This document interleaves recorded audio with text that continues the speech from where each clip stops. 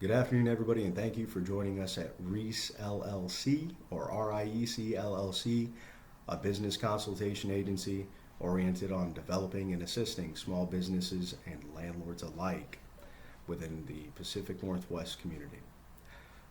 Today's topic and discussion is going to be why start a business. And the three general topics that we're going to cover are why, considerations, and long-term planning. So with that, the top 5 reasons that are most common that we hear from young entrepreneurs and landlords alike is the income difference, lifestyle, interests, freedom, and to quote unquote be my own boss. And before we actually continue into the next subject, let's talk about that right quick. So the be my own boss portion and the freedom portion are typically people who are heavily driven or heavily independent and want to be self-starters and generally do not like where they're currently at or what they're currently working for. That is one common trend that has been noticed with people who generally give that answer, and it is the most common answer given in this industry. Now, considerations before continuing under that system of thinking is the rate of failure. According to the Small Business Administration, roughly 30% of small businesses fail within the first 2 years of operations. And 2 of the most common trends associated with those numbers are actually the competition versus client ratio. During the planning and development process, these small business owners do not do their research when it comes to looking within the county, city, or state licensing programs and small business facilities in order to determine, 1, how many competitors do they have that are currently operating within a region, and then 2, how many potential clients do they have for whatever services, goods, or provisions that they are providing. Because they don't do that, because they don't do this simple ratio, they don't determine the even spread number associated with their business. So an example, and this is something that I highly encourage everybody to do following this video, take your business and add the rest of the businesses within your community that operate in the same field. That number you will use by taking it to divide from the total client base within your region that you can utilize. The even spread number that you receive out of doing that will be the bare minimum of what your business needs to operate at in order to achieve some sort of significance. Now, the general goal when it comes to small businesses is ultimately to take that number, expand past that number, and reduce the number of rivaling companies. Excuse me. If you could do that, then it's safe to say you're growing, you're expanding, you're doing better. The other one is startup costs and miscalculations, and the most common fail within this aspect is the fact that nobody really, out of the failures, that 20 to 30%, nobody really actually in-depth analyzes the marketing system that they put into place.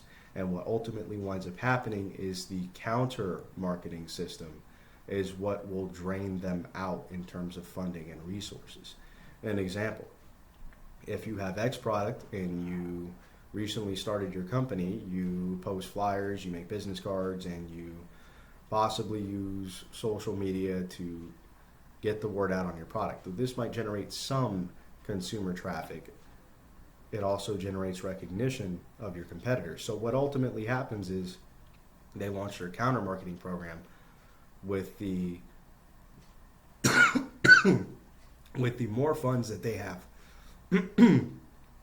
And because they've been in the industry longer, they have the potential to have a higher outreach with more credibility, and they will drown your marketing program out. So unless you continuously pour into this marketing system, which is what they want you to do, you're ultimately going to be phased out.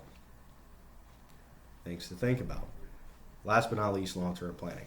Everybody knows and everybody sees in today's day and age that people beyond the age of 65 have a tendency to work, and very few of them actually do retire.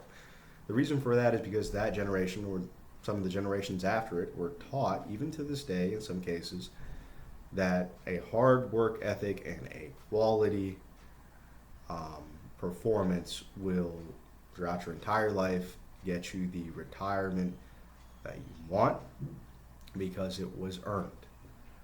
So this is true. Unfortunately, today's day and age has changed in the sense that you can no longer be an excellent performer as an employee in most trades, in most businesses, most industries, and be able to retire at the desired age that most people want to. So the reason for that is there is an income gap between those who are employees and those who are employers. In order to achieve the funds necessary to retire, I highly encourage everybody watching this video to very quickly tally up their monthly expenses, then times that number by 12, your annual expenses, and then take that number and times it by the number 25, which is ultimately 65 plus 25. It's going to wind up being the life expectancy of most people in our generation and the ones before it. You take these numbers and whatever your total value is, and taking your annual expenditure and timesing it by 25 is the total amount of money you need in order to sustain after not working. For some of us, that number is a little bit over $1 million or a few million. And naturally, the counter argument was, or is, it most commonly is, well, you need to generate passive income for this, that, and everything. Yes, absolutely. That's elementary level thinking. The reality of the situation is this. You will not have the money to generate passive income if you cannot start your own ventures concurrently while being an employee or an employer. So what you can do to offset this difference during your youth or even later from your youth is you can be an employee and start initiating your own ventures. You can be an employer and start initiating your own passive income plan. And you could start putting your money to work now, so then you could generate the passive income by that age in order to sustain for 25 to 30 years. These are different considerations and different short-term, long-term thought processes that occur in the small business community.